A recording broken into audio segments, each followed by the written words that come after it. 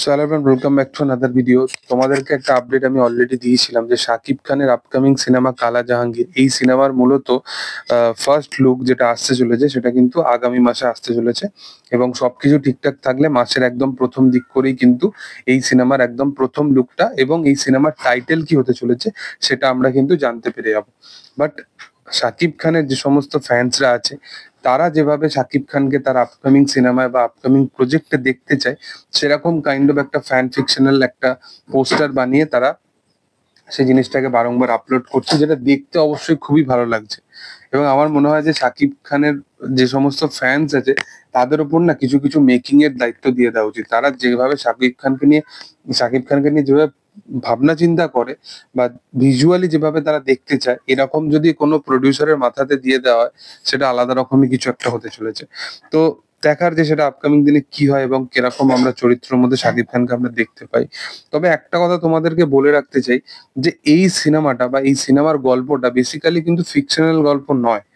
মানে এই সিনেমার মধ্যে হয় অবশ্যই অনেক কিছু জিনিস আছে পার্টিকুলারলি যেগুলো অবশ্যই তারা ফিকশন বা সেই জিনিসটাকে অ্যাড অন করার চেষ্টা করবে। বাট রাদার দেন যদি তোমরা ফলো করে দেখো, এই কনসেপ্টটা একটুখানি অরিজিনালিটি বেসড করা একটা কনসেপ্ট।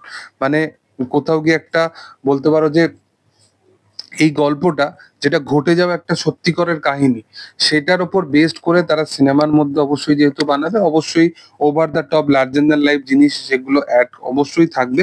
বাট যেরকম লুকেতে আমরা শাকিব খানকে দেখবো ভাবছি বা এক্সপেকটেশন রাখছি, সেইটা হয়তো আমাদের ফুলফিল হবে না।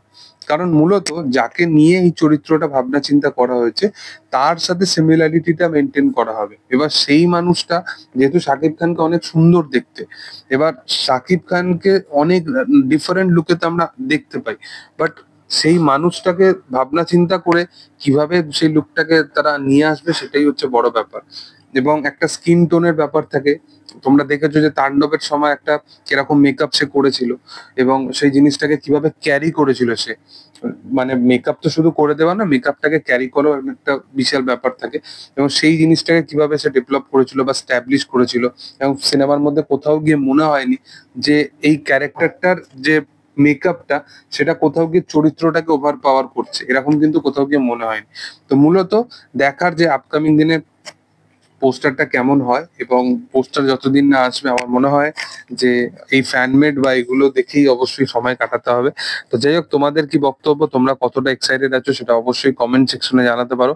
এবং ভিডিও যদি ভালো লেগে থাকে তোমাদের, অবশ্যই লাইক করো, শেয়ার করো, সাবস্ক্রাইব করো চ্যানেলটাকে এবং পাশে থাকা বেল আইকনটা অবশ্যই প্রেস করে দিও। Thank you all, by.